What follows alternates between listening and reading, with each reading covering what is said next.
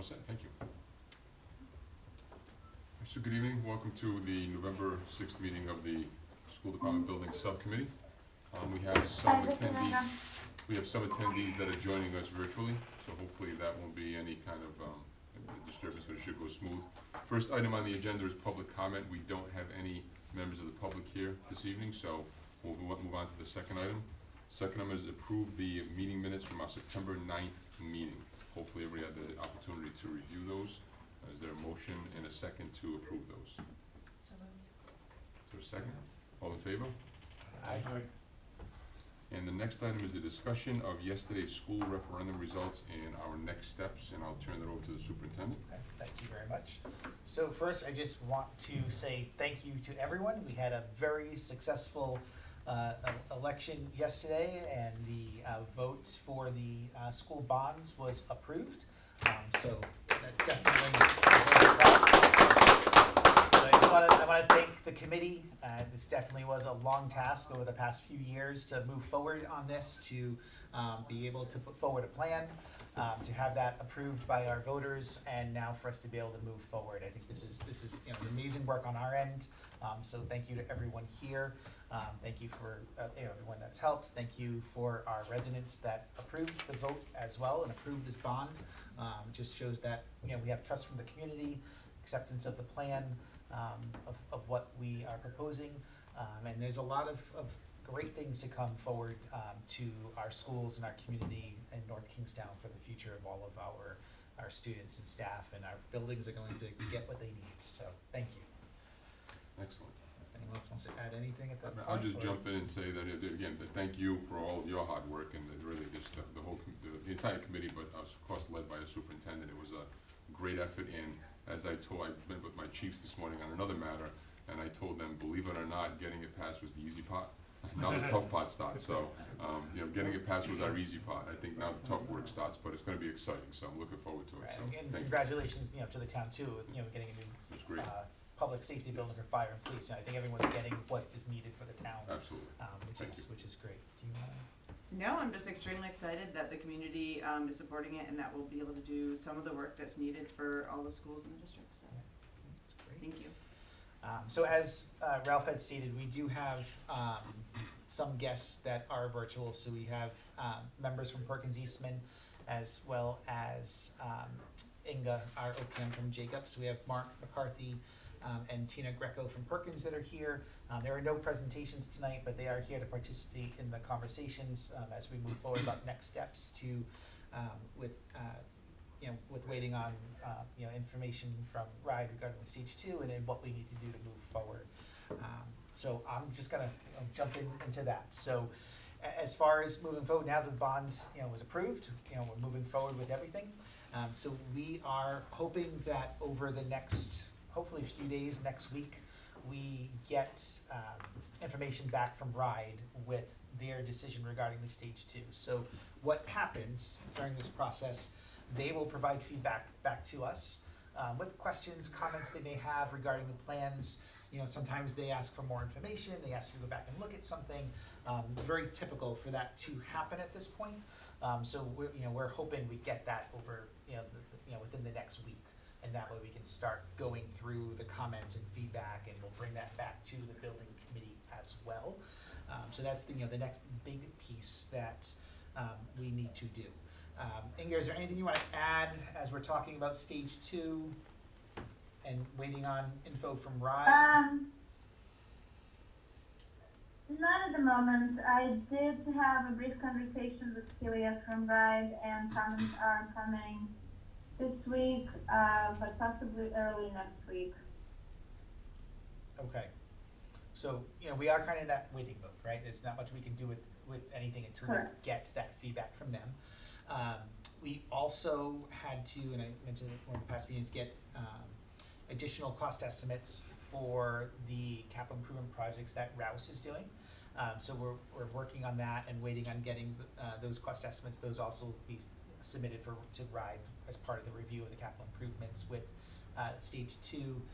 Anything you want to update as far as that, Inga, with the additional detailed cost estimates Yes. that are being done? So So we are targeting end of day tomorrow to send to have all the finals. We have some drafts circulating. We had a meeting today. So the finals will probably go into RIDE Friday morning, and I also let them know that.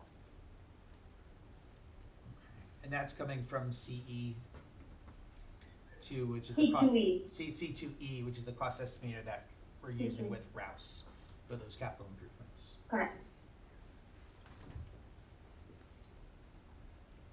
Okay. Any questions from anyone regarding that? Just a quick question, do we, and this might be for Inga, do we expect to have significant feedback from RIDE by our next meeting? I hope so. When is the next meeting? It's December December 11th, tentatively scheduled for that? Absolutely. We are expecting comments by Friday or early next week at the very latest, because we will need time to react, but yes. Okay.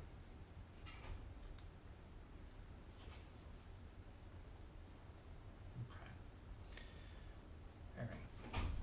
In addition to the, us waiting on that feedback, being able to get that information and review that, we also need to prep for some bids that we need to go out. So we have a, contract proposal with Rouse to take us through stage 2 for the capital improvements. That will be coming to the end as, the stage 2 application has been submitted, and we're waiting for that feedback and approval with RIDE. So we will need to put out another, RFQ for the architecture to complete the remainder of that work. So your stage 3, stage 4 work on the capital improvements. That is something that we will need to get out. They could bid on it and we keep the same architect, or that could change. Again, that's something that's typical that happens throughout this process. We also need to go out to bid for OPM services, because that contract ends as well with Jacobs. That was just through stage 2. So those are two things that we do need to put out, and we'll start prepping those documents to be put out as an RFQ. And then, when we get those bids, we will open them, review qualifications. Yes. Are we talking about qualification or proposals? So it should be qualifications that we're looking at. So an RFQ, a request for qualifications.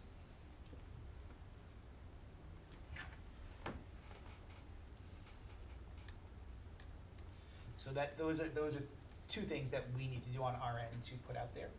We'll see if the current companies that we're working with regarding the architectural firm for the capital improvement plan and the owner project manager, if they also submit RFQs, we'll have that to look at, but we'll have that to do in the meantime.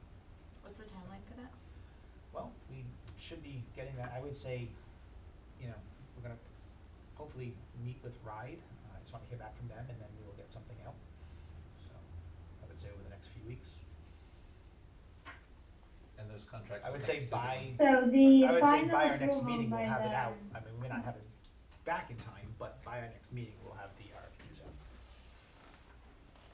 What was that, Inga? I'm sorry, there was a little bit of a delay. The approval by RISE will happen middle of December, so you have until at least end of this year to get those contracts in place. Mm-hmm.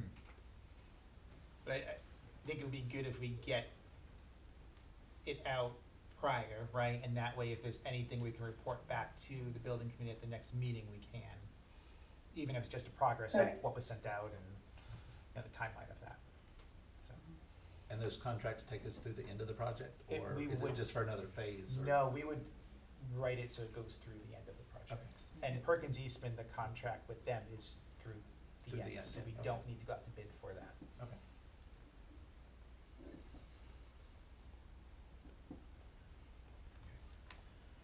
Any questions about where we are with that? I'm a bit confused.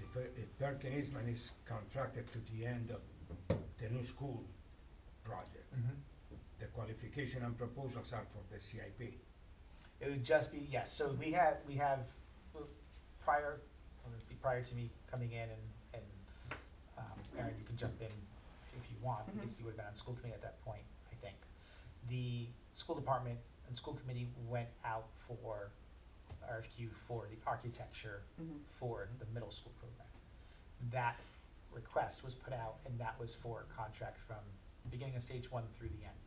So we don't need to put out another RFQ for Perkins. They have this is their project. However, for the capital improvements that we have for all the other buildings, that was a contract with Rouse just through stage 2. So now that we're Okay. coming to the end of stage And the 2, OPM. we need to, and yes, and the OPM services for everything, we need to prep RFQs so we're ready to have people on for once that stage 2 is approved. Would you have the same OPM for the renovation projects as well as the, Yes, it'd be one OPM for all of these for projects. everything, Yes. including the roof? Mhm. Yeah.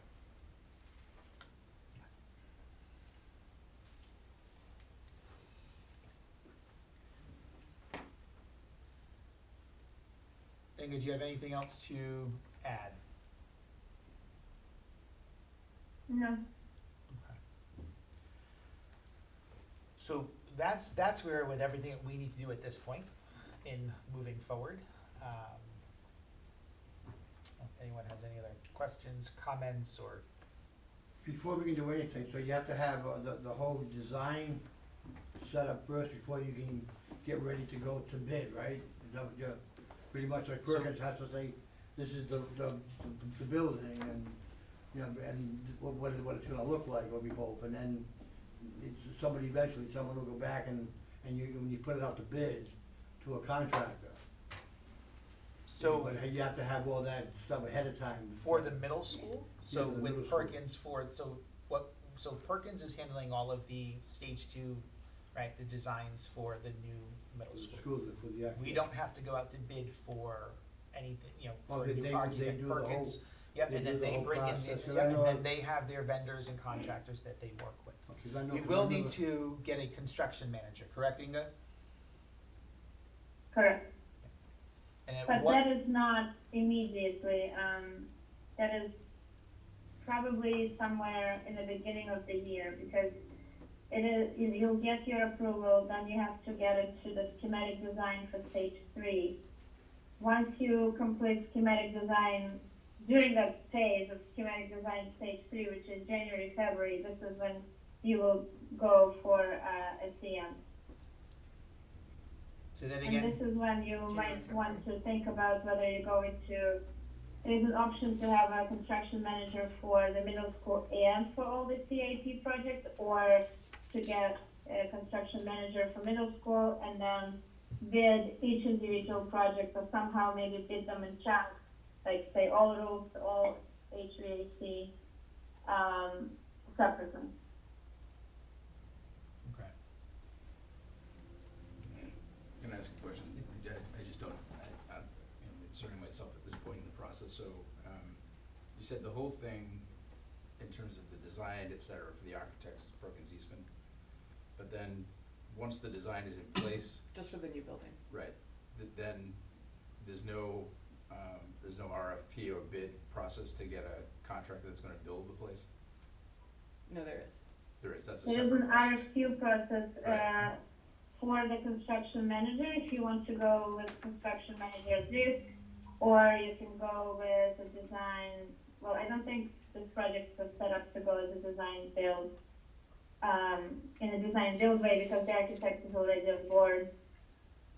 But there is an option, there's always an option, and if you, in order for you to complete the project at the schedule that was presented, sort of a faster track schedule, a construction manager would be needed so that you can do early packages.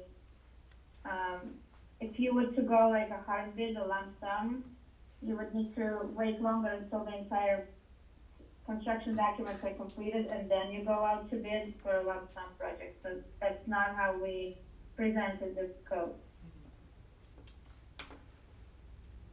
Thank you. How much money is budgeted? Because I know like part of the way that we packaged this was because we didn't want to be putting money up front or putting things out before the bond passed. Do we know how much is allocated within the bond for things like construction managers, et cetera? So, there are percentages in the budget that we submitted to RIDE. Basically, that's sort of within that 20% soft cost.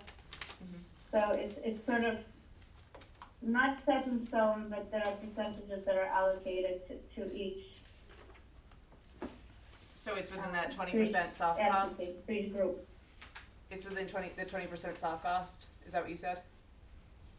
So, right, so, construction manager would have a pre-construction cost. That cost is a soft cost, so that falls within the 20% soft cost. So will the OPM, the commissioning agent, and the architect. The cost to build the building, that's what's called a GMP, so a guaranteed maximum price. And that is basically the cost of the work to build the building, so that is that falls within the 77 million, right?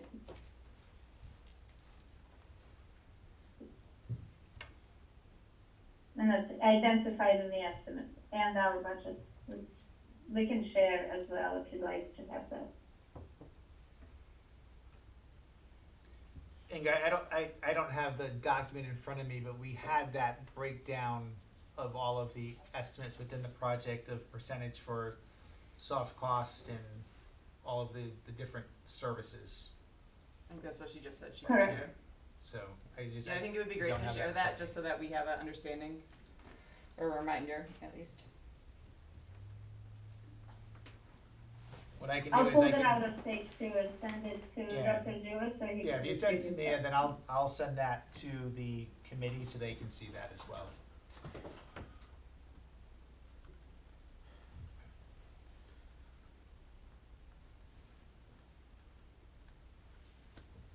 So those were all the items that we had to discuss tonight,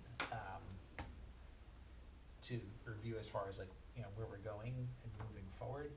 We thought maybe we'd have more information from RIDE that we could share, but we haven't received that yet, to be able to debrief with all of you. But that's expected to come next week, and so then we'll have that to bring to the next meeting that we have scheduled, for December. One question I had that I don't know if we ever got a lot of information at the building advisory level was about the historic nature of the building and that sort of thing. So is that something that we could get an update on from Inga or someone by our December meeting, just so that I want to make sure we don't lose track of that and get any delays in what we need to do to make sure we're handling that property correctly. So I have a little bit of information about that. We have a letter from the Historic Commission saying that if the bond passes, they will work with the district on next steps and conversations in terms of what would be the sort of the mitigation or the fact that we're demolishing a building of historic nature. So that conversation will be happening now with them. So I'm just putting here for us to add it to the next agenda, so that way if we can get, see what additional information we can get back from them now that we know that the bond is passed. The timeline, That way we'll things put like that on the next agenda as well. I wonder what Okay. level of involvement they would have. That's curious to me. What do they want? It's an unfortunate but necessary step. But what do they? I'll be frank. What do they care? It's unfortunate it's coming down. They have a concern there, but it's been voted on and is going to move forward. Do they want us to save components of the building, or? Well, That's what I want to know, yeah, because we- they've expressed that it's not They nothing. have the authority to actually say you cannot demolish this, Like And I don't save think these that- windows or this or archway? whatever. I don't know exactly what Yeah, and I their don't think- analysis is, but that is what they do. Yeah, and Chris, I don't think from the conversations that Ingra's had with them thus far that that's the case, but what I understood from what she had conveyed was that they want us to do something to preserve the history. So maybe it's having someone go in and take pictures, or maybe it's doing a nod in the new building for the historic building, or taking part of the brick. You know, there's certain things that I we see, might be able I to see. do. Okay. If Ingrid, correct me if I'm wrong on that, but that was more of the sense of what I understood, what we needed to do, not that there was a concern about whether or not the building could be demolished, correct? That is correct. So now that the plan has passed, they will work with us on next steps in terms of not whether the building can be demolished, but what can be, basically they want something in return, of us demolishing the building. And there's different things you can do. Often they want more documentation, so what I've done before is the district hires a historian, and the historian performs this historic review, and that gets filed in the register. So that's like pictures and the narrative that's like written in some certain way. There's sometimes also like maybe history boards or something, some display that sort of gets placed somewhere where public can see it, whether it's outside or inside. Also maybe reuse of certain materials. Unfortunately, it's sometimes very hard to do because a lot of it has asbestos in it, so you have to really kind of be careful in terms of what can be reused before you get into kind of a costly abatement issues. That brick is one of the things that sometimes we can save, but also we have to look into what it entails. Like, for example, there's a really cool corner that they use, I can't remember at what point, but there's a really neat, metal number thing that's on the corner of the left side, I think, of the building, with a date or something. Like, there's just things that I think we should make sure that we are at least looking at, but for me, it's the cost of what we're gonna be doing, and also making sure we have a timeline for what we're doing, so, cause those things will take time, so that's where I just wanna have an understanding of that piece. There's original construction plaque there as well. Yeah. Built on this If date. I may add one more detail. So, during stage 2, as long as there's a sort of a buy-in from the Historic Commission, RIDE will accept it. During stage 3 is when those details get figured out during that next schematic design phase and the design development phase.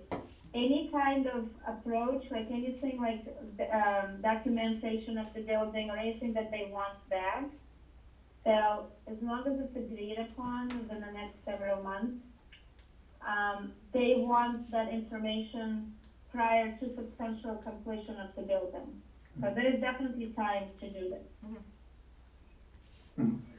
I would just add, it's not unusual, and I think, for the most part, I think it's positive, and we welcome that kind of interaction, and usually can find some really nice ways of commemorating, and as Inga said, I don't think they need to be things, and I think for the most part, the historical societies are not looking for us to mimic something. That's not their idea, it's more just that we're documenting and honoring it. So I think it's a positive feature.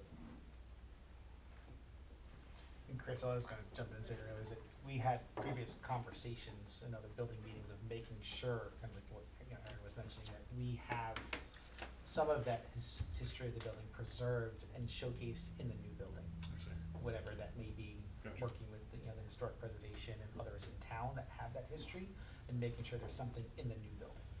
So, Gotcha.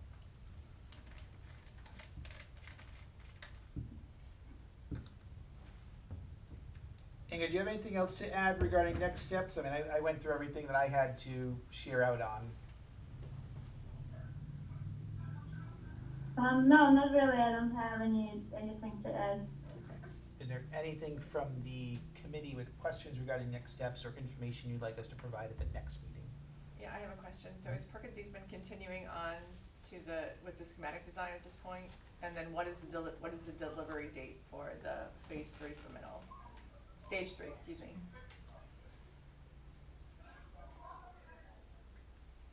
I couldn't hear the question very well. So, do you want to just repeat it just louder It's for not her? you, it's cause it's you. Okay. So is Perkins Eastman continuing work on the schematic design stage at this point? And when is that due? Stage 3? So, stage 3 does not have a due date. It is up to it basically has to be built into the schedule and submitted as documents become available. There's 3 phases to stage 3: schematic design, design development, construction documents. And I believe we had it built into the schedule that I shared before, but I can resend a little bit more of a detailed schedule on that. But as the documents are available, there is a similar approach. There's a checklist online, a different portal, but kind of a similar way. There are several documents that go into it. Drawing specs, narratives, some other things. And that takes about 3 to 4 weeks to review and approve. And then design development specs. So basically we built like a month into the schedule to accommodate that submission. Ingo, another question going off of that is, at what point will the teachers and the building administrators and folks like that get involved in the process? I know we had talked about having community listening sessions and whatnot, and I want to make sure that we get those well planned in advance and advertised in advance so that people can have them on their schedules, etc. So when would that be as far as timeline goes? Because we're also butting up against midterms in January and things like that, and February break, whatnot. So I want to make sure we're well aligned for that.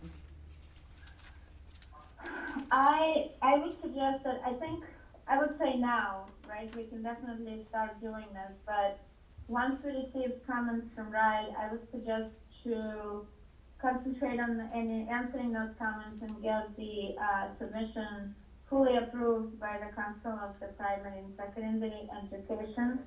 On December 17th, I think their meeting is.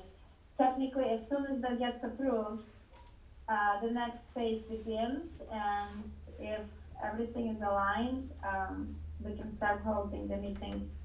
As soon as Perkins Eastman team is ready to do that, and everyone is ready, it can happen as soon as January and February. Perkins Eastman team, chime in if you have anything to add. Yeah, I think there's plenty of time in stage 3. We'll certainly have extensive user group meetings as well, so not just with this committee, but we'll meet with department heads, we'll meet with principal, we'll meet with students.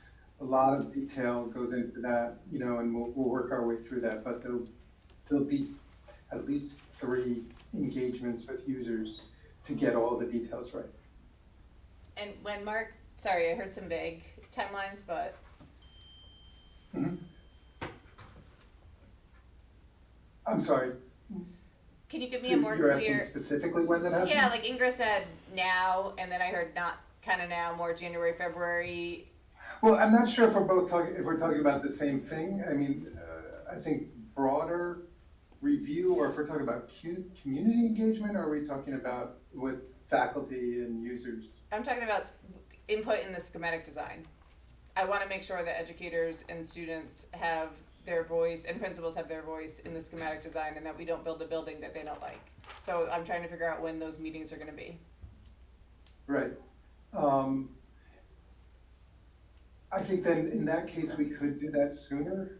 Certainly we need to get the RIDE comments back, but I would think January. Okay. So my suggestion, just looking at the timeline, okay, so we need to review the feedback from RIDE first, right? And then we have to get that to them because they need to review and approve stage 2. That needs to happen first before we can do anything else. The schematic design right now, timeline is due April of 2025. That's like when we're saying we're going to, have that done. So Lisa, I went back, looked at the previous presentation of that timeline. So the schematic design target is April of 25, design development is August of 25, and then construction documents are February of 26. So my suggestion is let's get through what we need to do now before jumping into something else. So let's get the feedback from RIDE, let's get everything back to them, let's get that approval. Once we get that approval, let's set up meetings with all the different stakeholders to be able to review the inside, the outside of the building, all of those components. So that we have those considerations in place for when we submit around April. So as far as a Part of hard, the definite submission timeline, for schematic design, that feedback is needed in the submission. So by April, with everything else, we have to put in sort of a narrative and any notes, comments, pictures from meetings with end users to get the sign off on the design from stakeholders. right, so I'm just thinking of, it's already November, holidays, how many weeks we actually have, and the work we're doing. Probably would be January when we get these meetings set up.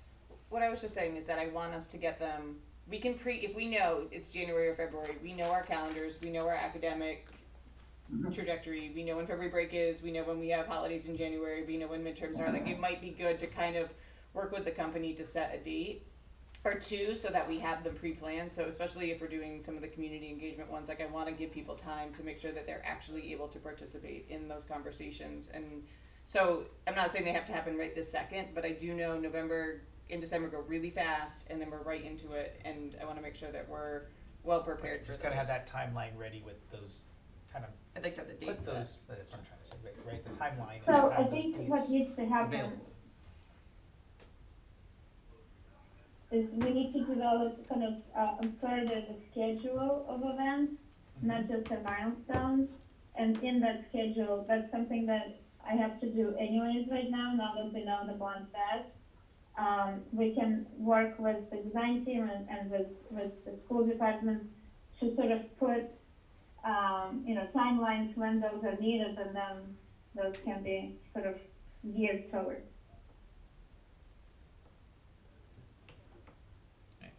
We can start working on that over the next few weeks, and that way we have that in place, because we also know how fast our calendars end up getting scheduled with meetings and everything, so. Absolutely.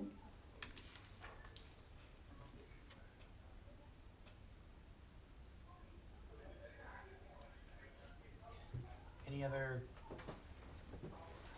suggestions moving forward, or information any other committee member may want for the next meeting?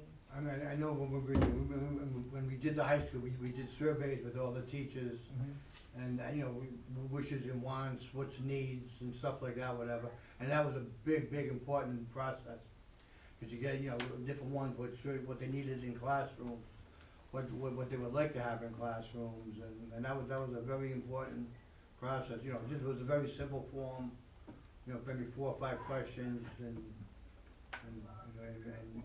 I still have the copies from 25 years ago to go back and see how many of them were right on as to what we gave them, and it was amazing. Chris and I both had a staff member ask whether or not there would be a chance that the windows would open in their office. That was The their answer first- might be no. That was their first question. I know. Yeah. I was wondering why today. As someone who lives in a building with no windows that open, it's a valid question though. I think the preliminary, when there was looking at the first school, teachers were involved in that discussion, Yeah. so there's definitely some input already Yeah, and from faculty. Yeah, and we also met at the end of last school year with the Wickford Middle School staff as we were moving forward with this design. So, we have already considered, input and met with them and went through some designs in that first phase, like for stage 2. So it's just, continuing that process, and as we kind of refine what the inside of the building looks like, or the outside, or just taking into consideration of other needs as well, so. If I may, with regard to Kelly's comment there, because when we were looking at that, in that process, and I can't speak for like the larger community, but when we were doing it with teachers, I remember like in our regular meetings that we had with Perkins, they kind of would walk us through the schematics, or at least the preliminary schematics, and then we would kind of create focus groups of teachers for specific areas to look at areas pertaining to them, for instance, science teachers with the labs, special educators, support professionals, things of that nature. And we had different like groups that would come in and sort of like take a look and we get feedback from them and then we would adjust as needed. So, I thought it was a pretty good process. It didn't obviously work out, but I thought the process was good. Would we want to invite a teacher to sit in on this committee, just to kind of be as a liaison? We have one. Yeah, and we can Wrong definitely, building, though. we can definitely open that up to see, if we can get more representation. I think that's a good idea, right? I mean, Yeah, and I think That something to consider is, yes, I'm from a different building, but, I mean, it's another middle school, and I Yep. feel like, I don't know, it's definitely would love more teachers on the, Yep. but you're still coming in with that middle school Yeah. mindset. I do think What's- too with the CIP list, anything that is education impactful should also go through a similar process with teacher input. So with the walls in the buildings, you know, there's some things like we're not, HVAC is HVAC, right? Like that's different, but like for things that is gonna matter to them on a day-to-day basis, I think having that feedback is really When we important. too. designed the, you know, the library, the media Yeah. center, some of the learning spaces. Yeah, so the not just the new PMS, building. Right, right. Okay. Right, so Speaking of which, because we're on this topic, and I think we kind of skipped over this, but I'll just ask this. We did get an email for requesting a public comment from a teacher about this. Is that something that we would read out loud, or is that something we would just put away for the record? So you received a letter from? Yeah, it came to myself, Rob was on it, I think Aaron as well, Kenny. I don't know if that's something that would be. So again, just from my point of view, there's nothing wrong with reading it. It's a public record, so there's nothing wrong with reading it if you felt that there was something to it. Unless they're requesting that it be part of public comment, you're not required to. I know the town council. They are requesting. They are? Then I would then. I Yeah. definitely would. Okay. I absolutely would. Okay. Shall we do that now, or do you want, is that? Is it, well, let me see, is any other suggestions from the committee for our next meeting or requests? Okay, alright, so yes, and why don't we Okay. read that comment so everyone hears it? Alright, so yeah, this was a request from Jacqueline Lawler. She's a teacher at Davisville Middle School, and she requested that this be read during public comment.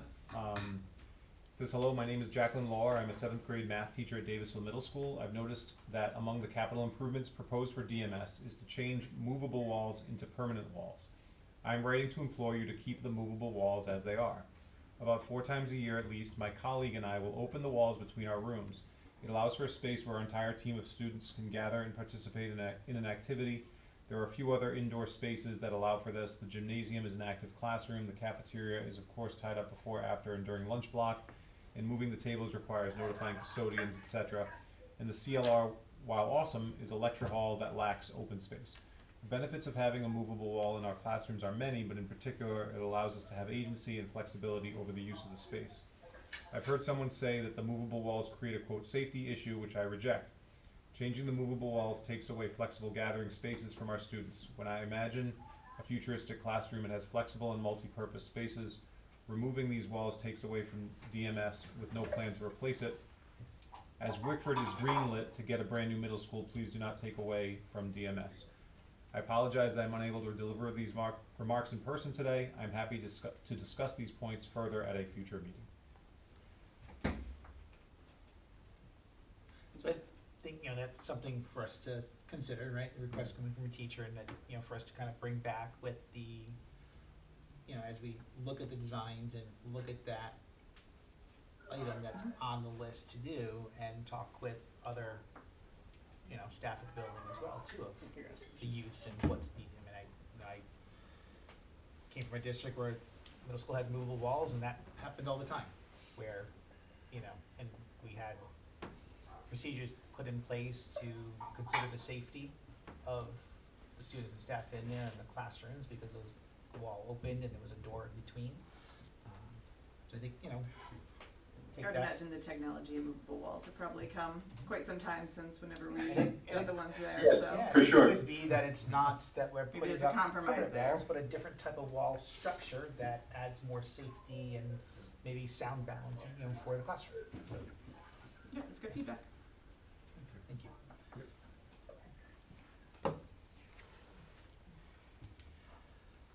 Inga or Mark or Tina, do you have anything else to add?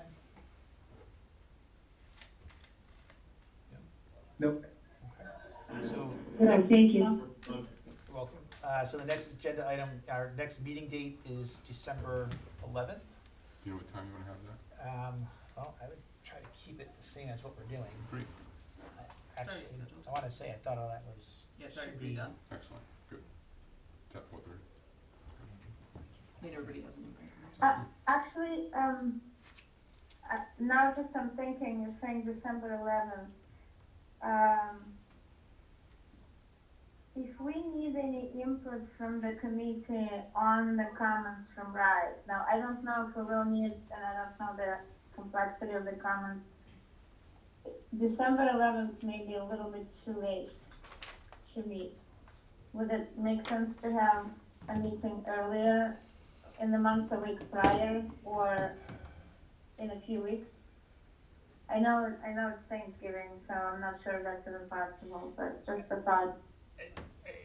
We can't go through that now. It took a lot of effort just to be able to schedule the meetings we've put in place with all the other advisory meetings we have, so trying to look right now and throw a meeting on is not an easy doing.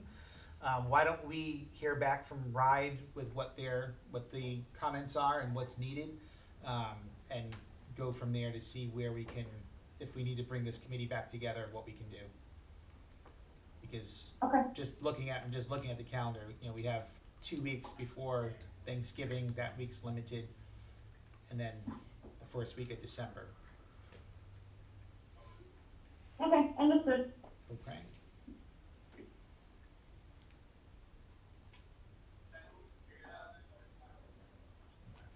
Is that okay with everybody else? That makes a lot of sense, makes Okay. a lot of sense, Alright, okay. absolutely. And make a motion to adjourn the meeting. Second. All in favor? Aye. Alright, thank you very much. Great. Thanks a lot. Thank you. Thank you. This could have been a much different meeting. Yeah, we did it. We'll take this, we'll take this, right?